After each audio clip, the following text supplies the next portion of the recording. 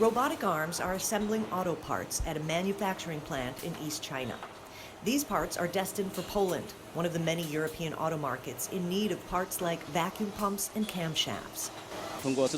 Through the research and development into the industry and into products, we have developed domestic production capacity.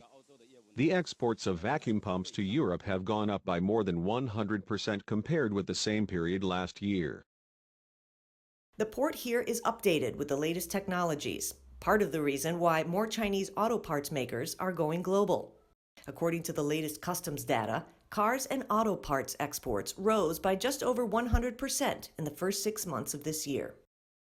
As the domestic auto parts production and design capabilities gradually improve, the high-tech parts production technology originally monopolized by foreign enterprises has been gradually conquered by Chinese enterprises. Customs officials say $3 billion worth of car parts have passed through the port from January to July of this year.